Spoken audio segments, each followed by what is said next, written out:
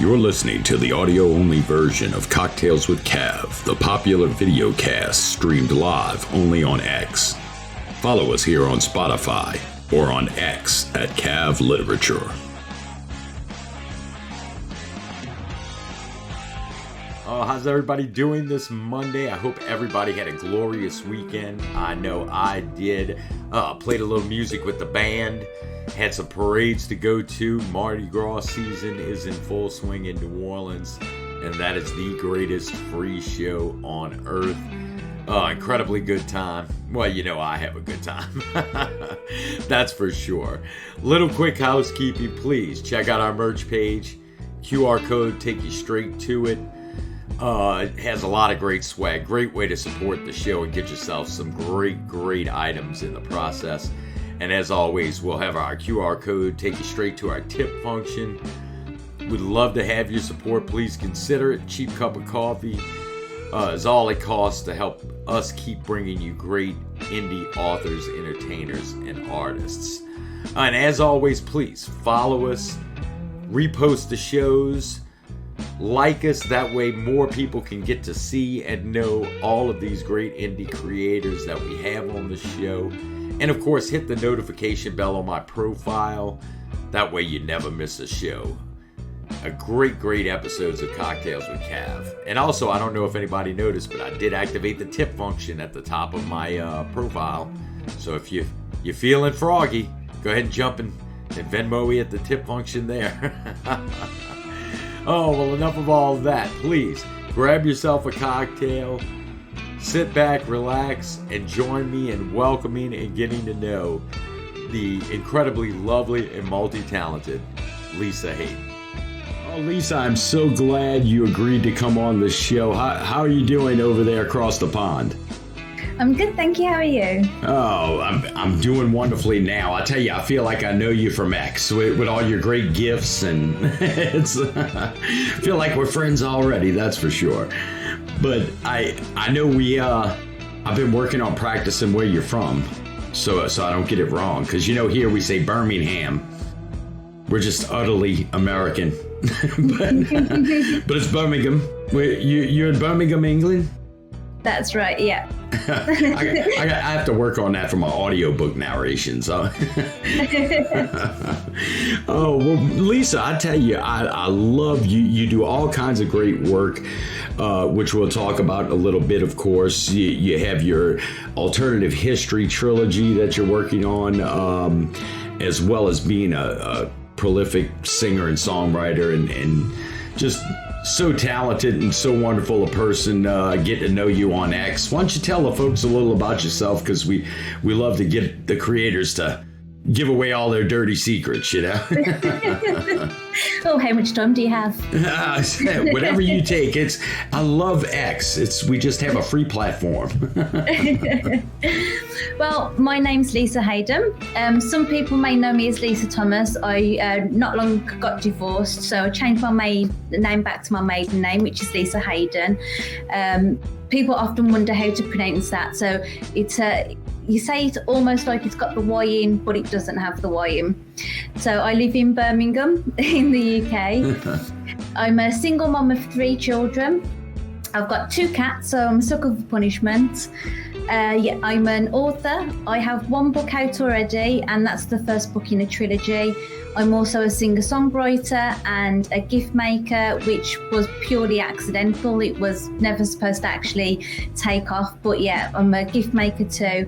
And then I'm also a self-employed content writer and digital marketer. Boy, you are all over the board. I tell you what, you're a busy lady. Mm-hmm. Well, what do you do for fun while you? I know you and the kids have to get out the house every once in a while. What do y'all like to do? Well, the kids are quite active, so they like swimming, they like trampoline parks and farms. They're very outdoorsy, so we do a lot of active things. They also like a lot of arts and crafts, and then occasionally we'll do normal things like cinema, bowling, all that kind of jazz. Oh man, I tell you, yeah, and being a father myself, I know when the kids were younger, keep you active and with a purpose. That's for sure, huh? Yeah. Well, how do you find time for all the others creative work you do? Because I know it's, being an indie creator, it's tough work all in itself. That's for sure. What's your pace like during the day, and how do you keep up with your creative work? Well, to be honest, my days are pretty busy because my youngest son is 4 and he's currently being assessed for autism. So he keeps me on my toes just by himself. So I have to take him to nursery and pick him up like halfway through the day. And then I've got my older girls who are in primary school and high school. So most of the day I have the mornings to myself. So that's when I do my content writing, my digital marketing, the paid work that I have on. My afternoons are busy with my son. My evenings are busy just feeding the animals. By that I mean the children, getting them bathed and to bed, and then I'll continue with my content writing work. And then depending on whether I've got time, I then do my creative writing and singer-songwriter stuff on the evenings. They do go to their dads some weekends, so I do get a little bit of time during the weekends to catch up, which is mainly when I do recordings and stuff for songs, because obviously that's difficult when the children are here. Oh, sure. And I tell you, yeah, that's, I tell you what, you are working hard at it, that's for sure. And the work, I tell you, I'm very fascinated by your work, as we were looking at it, and talking about your alternative history series that you have going with Unprecedented Times, and of course there's the new book. You're gonna have to tell us a little about it. I don't know. Can you see your website behind us? I'm not sure if you can or not, but we'll definitely try to get it up for you. Oh, there we go. But tell us a little bit about the inspiration for the alternative history series that you have going, and tell us some about it. So when the COVID-19 outbreak started in December 2019, when it first broke out in China, everyone in the UK, I don't know about the US, but everyone in the UK were just saying, oh, it's nothing, it's not going to affect us. It's like the swine flu or mad cow's disease, it's just going to sort of come and go and it's not going to impact us. And I just thought, well, what if it did?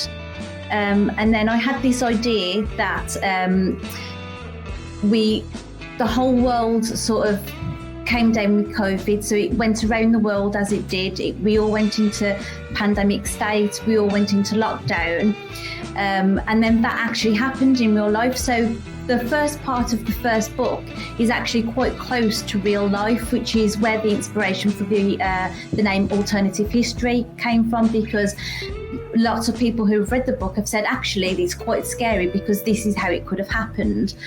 So my book follows the real life up until we go into lockdown and it becomes a pandemic. But then in my book, the virus mutates. It becomes much more lethal and much more contagious. And the world leaders have to make a decision. Do we save humanity by giving up our humanity? So how far are we willing to go to save ourselves and protect ourselves? And they have a decision to make. Do we eradicate everyone that's been infected so that they don't come down with this more lethal strand of the virus? Do we simply remove them from society, or do we do nothing and just sort of let it run its course? Well, I tell you, yeah, that's fascinating, because you're right. I think we all were thinking during the pandemic times and the lockdowns, how far was it going to go? And, we definitely, I think that was at top of mind for probably everybody, right? Except for Donald Trump, who was like, no, it's fine, we're going to be open by Easter. Well, I tell you what, we, without giving too much away, because obviously readers, you have to go buy the books, obviously. We'd love to support Lisa and her work. Without giving too much away, how drastic does it get in your alternative history? Oh, well, let's just put it this way. I do not want to live in my books. I would rather not live in my book. I'm happy with the way it went in real life, and the fact that we came out of the pandemic. We did lose a lot of people, obviously, which is absolutely heartbreaking, but we did come out of the pandemic stronger than before. In my book, we aren't quite so lucky. So the world leaders have to make this decision as to what they're going to do. And obviously, it's one of those situations where they couldn't really do right for doing wrong, because it doesn't matter what decision they make, people aren't going to be happy with it. So the book is science fiction in this respect, but it's also dystopian. So that might give you an idea as to how it actually plays out and what decision the world leaders make. But I create this dystopian world. So the next two books are going to be partly set over real life, but the real life that I've created, and partly this dystopian world which is running alongside real life. Oh yeah, and I'll tell you, yeah, and if they happen to have another one, I'm just gonna run to Florida like we did at spring break and just stay outside. Let's buy a yacht and go sailing. Yeah, we were okay by Easter in Florida. We just no. Oh, well, you're working. I know. I believe we had talked about it. You're working on the second part of the trilogy now as we speak, or? That's right, yes. So the first book covers the first 18 months after the initial breakout. So it goes from the 31st of December 2019 through to 18 months later. And then we come to New Normal. So in New Normal, the idea is at this point we should be getting back to a normality in real life, and the people in the dystopian world are finding their new normal. Whether that happens or not, you'll have to read the book. Absolutely, that's right. No spoilers. That's a well, and I tell you, yeah, looking forward to the continuation of the story. Do you have an anticipated release date for New Normal? I'm hoping it will be by the end of this year. Unfortunately, I've just been really delayed in writing this book because I've just had a lot of personal issues going on in the last year, personal issues and a couple of family losses. So that sort of knocked me back in my timeline. So I was hoping it would be released by sort of September. It's looking closer to Christmas now. I may postpone it until January because a lot of people who have released books around Christmas time have said that they haven't done actually that well because people are too focused on, buying Christmas presents and whatnot. So it may be the end of this year, if not the start of next year. Oh, yeah, I tell you, you're right about Christmas. That's a hard market season. That's always. But and when are you? Can we get a scoop on Cocktails with Cav about the third book's possibility, the final book in the trilogy? I'm hoping that will be the year after because the second and third book are all thoroughly planned out. So I've known from the very beginning how this story is going to end. And the reason why I split it up into 3 books was simply because the story was too long and too in-depth to squeeze into one book. It would have felt far too rushed. So I know exactly how it's going to go, and hopefully that will be released sort of a year after the second book comes out. Oh, awesome. But I don't know what it's going to be called yet. So if anyone has any ideas, they need to let me know. Oh, there you go. That's right. Can we have a naming contest? Oh, that'd be fantastic, yeah. Oh, that would be awesome. I tell you what. And I tell you, not to be remiss, Lisa, I know you do an incredible amount of work in music as well. Why don't you go ahead and tell us about that too? Because I know you're all over the place. You have a lot of great singles, and I don't know if you can see the website behind us now, but I'm kind of scrolling through your site. You have a lot of great singles already up on your website. and of course they're available on Spotify and Apple Music and YouTube, etc. So yeah, kind of give us the take on your music portion of your career, because you're so talented in that as well.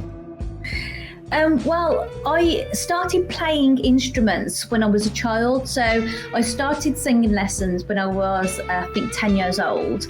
And then I started piano lessons a couple of years later. And then I started drum lessons a couple of years later. So I was had singing lessons for 7 years, piano lessons for 5 years, and drum lessons, I think, for 3 years. And I really, really enjoyed playing music. I found it a fantastic sort of release from the madness of real life. But because I've never particularly been very confident, I hated the performing side of it. So when I got to sort of 17, people were saying to me, what are you going to do for a career? Writing a book is fantastic, and doing your music is fantastic, but these are both sort of pipe dreams. Neither of them are, a sensible career path. So at that point, that's when I stopped my music, and I didn't play any instruments or do any performing from the age of 18 up until when the pandemic started. And I got I bought a keyboard, and I bought a second-hand electric drum kit, and I just got back into it then. Basically, my ex-husband and I broke up as soon as lockdown finished. We broke up, and being in this relationship had completely crushed me of all my confidence, and I kind of felt like a shell of the person that I once was. So getting back into music was not only my way of dealing with the madness and sadness of everything that was going on, but it was also my way of sort of getting myself back. So I started playing instruments again, and then I started writing lyrics simply because I enjoy writing anyway. I sat down one day with the intention of just writing a poem. It turned into a song, and I discovered this love of lyric writing that I'd never known before, because I'd never tried it. So I started putting music videos on YouTube of me doing cover versions. There's one of me doing Boulevard of Broken Dreams on the drums, a multi-instrumental of Lose Yourself. And then I also started putting these lyrics that I'd written onto my website. And a few different musicians on X, which was then Twitter, had approached me and asked me to collaborate with them to turn some of these lyrics into songs. But because of my fear of performing and lack of confidence, I was like, nah, you're all right, thanks. And eventually I decided to just go for it, because my children had seen some of my videos on YouTube, and they were like, Mummy, why don't you become a singer-songwriter?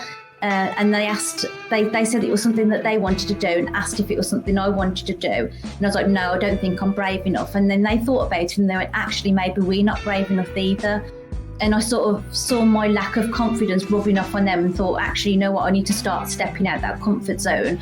So I then started working with a gentleman named Chris Fowler, who is already a musician, has years and years of experience and hundreds of songs out there. I worked with him to convert my lyrics into songs, and that resulted in Rainbow After the Storm, which was my debut single. That came out in October last year, and since then it's just sort of escalated. It's really been driven by the people on X who have been tagging me as this musician, and I kind of felt like a fraud because I'd never done anything with my music. I was just sort of winging it as I went along, sort of thing. So yeah, and now I have like 7 singles available on all major streaming platforms, and I have nearly 2,000 followers on Spotify, and nearly 700 monthly listeners on Spotify, and it's just taken off way more than I expected. Well, and I find that with X, as for all the talk generally in public that they talk about X, sometimes people, it's a hard place to be, and with trolls and things like that. But I've found the community's just so supportive of creators, and so I'm glad it went that way for you too, because and that's how I got to know you as well, through the community, and the taggings and discovering the talent. And I just think it's so important in this day and age that, you know, especially with AI coming and streaming across all various platforms, that there's a place where creators can be encouraged and, you know, get their work in front of people. So absolutely, I agree. And this was something that I thought to myself, because before becoming a singer-songwriter and an author, I'd sort of never really spent much time on social media, because I sort of saw it as this kind of place where it was just fake, where people would go on and, you know, they'd show their happy photos, but it was never, you never saw the bad photos, you never saw the negative things. So I kind of didn't see it as a healthy place for people to be, because it just felt like it was raising people's expectations. You know, you've got to have this perfect family and this perfect life, but there's so much more that goes on outside of social media. But then actually when I joined X, I found it to be the exact opposite. It wasn't fake, it wasn't dog eat dog, it was very supportive. And like I say, if it weren't for the community on X, I wouldn't have bothered pursuing my music. I'd have probably continued just messing around and doing covers and stuff like that, but I don't think I would have actually created my own songs. That's simply become because people have been calling me a musician and supporting me in that respect. And it's also the same with the GIFs. If it weren't for the community there, I wouldn't have done those. I created one on a whim to say thank you to the X community, because they'd supported me during one of the Pit Mad competition things that they used to run. And the community just went crazy over it, and that's why I created more GIFs and eventually had my own Giphy channel, and now I have over 70 million views on those GIFs, and that was just a bit of fun. Well, that's how that's how I found you. It was like, hey, we all love the GIF. We're on it. You make some incredible GIFs, and it's just, but yeah, no, I tell you, that's an interesting story in itself. Just how the community on X, like you said, ended up spurring you towards more creation and being supportive. And because I think a lot of it's like you said, confidence is 90% of the battle, and to have a community that's supportive of you and willing to help you get your work out there is incredible, you know. I'm willing to boost that confidence for you, because like I say, I didn't have any confidence whatsoever, and it's only because of the encouragement of people on there that I've had that confidence to push myself and keep pushing myself out of my comfort zone. And that's why I do those daily self-promotion posts, because I just think it's really important to keep giving back to that community and to foster this supportive, loving family environment that we've got going on there. It is, and because I tell you, I mean, where else can an ugly old man have a Cocktails with Cav show and have great, good-looking guests, and people say it's a good show? I don't know. X, you're wonderful, X. You're just a wonderful platform. I enjoy it. No, and I tell you, I am, and ladies and gentlemen in the audience, if you haven't gotten to know Lisa yet, she really is just a wonderfully kind person, wonderfully supportive in the community, in kind, just like she said, in returning the favor, because the community is that way. It's growing a lot. But if you haven't already followed Lisa, please do, on X at Lisa Marie Haden. Her handle's right there on the screen underneath her video. And I know you can't see it, Lisa, but up above us all show long, there's been a banner, and that QR code, ladies and gentlemen, will take you straight to Lisa's link tree. I put the QR code to the link tree, and there you'll find links to all of her incredible work she's been doing, including the website that we've been looking at that has all of her books and her singles. And do you have any newsletter or anything on your website that you've No, not really. I do have a subscribe function so people can subscribe to the website, but because I'm so active on social media and I update the website frequently, I kind of felt like a newsletter was redundant. I don't have enough news to share regularly enough to warrant a newsletter. And because I'm so busy doing other stuff, I figure, if I did do a newsletter, I'd have to take away from the time from the content writing or the music, and I'd rather be focusing on doing those. I've got another single coming out soon called Masquerade Ball. I'm working on my second book in the trilogy. So I've got plenty to keep me going, and then I've got the 3 kids as well, so they keep me busy. Oh, I assume, yeah. That a heck with a newsletter. You don't need that. It was, and you're very prolific on X, and that's would you say that's kind of been the key to some of your success in the community on X? Is just that being engaged as much as you are? Yes, because I post regularly, so it's every single day, and then I'll do additional sort of posts on the weekend, do lists where I tag people. But I think what's helped me the most on X is the fact that I am quite supportive of other people. So a lot of the time we'll have someone new join, and someone will introduce me to them, meet this new person, help them to gain more followers. So I will then tag that person into lists with hundreds of other people so that they can connect with new people. And obviously they then are quite loyal to me in the fact that they will then continue to follow me, they'll continue to support me. So I've built it up that way. And also the GIFs, I think, have made people think that I'm better than what I am.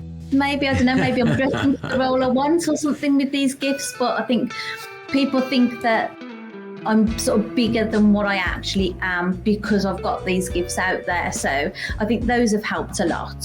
No, and I tell you, yeah, and I really appreciate the fact that the community, for myself, has been so supportive. It's a wonderful time. But Lisa, I really can't thank you enough for taking time out of your obviously busy day that you have going all the time. But like I said, ladies and gentlemen, Lisa is a wonderful person, kind, supportive, great member of the X community. So please go give her a follow over on X at Lisa Marie Haden, and please go up and visit the QR code Linktree at Lisa Haden. I believe your Linktree's.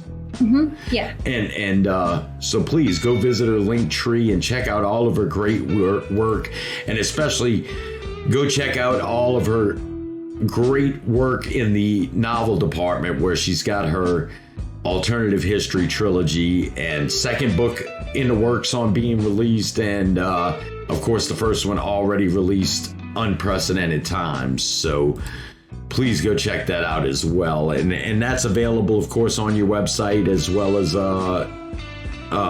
where can they get your book from, if you want to go ahead and tell them? It's on Amazon. I've taken it off the website because I added it to Kindle Unlimited on Amazon, so people can read it for free if they've got that Kindle Unlimited account. But one of the stipulations of that is that it can't be available for purchase elsewhere. However, I might put it back on my website because I have had a couple of people request autographed signed copies of the book, so I might put it back on there and take it off Kindle Unlimited, but we'll just have to see. I want one. Yes, I'll send you one. Thank you. See, the show has perks. That's what I'm talking about. Well, you can't say it if I get famous. You have to keep it forever. That's it. You're on Cocktails with Cav. You've made it. I don't know what else you need. I can retire now. Oh, Lisa. But again, I know I've said it earlier in the show, but I'm just very appreciative of you agreeing to come on and being our guest and telling us a little about your work and yourself. So, ladies and gentlemen, please go give Lisa a follow on X at Lisa Marie Haden, and by all means, go visit her Linktree and her website and check out all of her great work. Lisa, I appreciate it. From Birmingham. Birmingham. Can I just say Birmingham? I'm next to Alabama down here. I have to say Birmingham, or they're going to get on me. I prefer it anyway, just like I prefer the way you say times. It's quite refreshing to hear it sounding different. Do you like y'all too? We say. Yeah. The only thing I don't like is ma'am, because it makes me feel really old. Oh, well, let's, don't worry about that. I have that department covered on the show, so we're good. Well, Lisa, please have a great rest of your evening. Coming to us from Birmingham, England, and just lovely guest, and I certainly appreciate you being on. Thank you so much for having me. It's been lovely to speak to you today. Okay, Lisa, cheers. Cheers.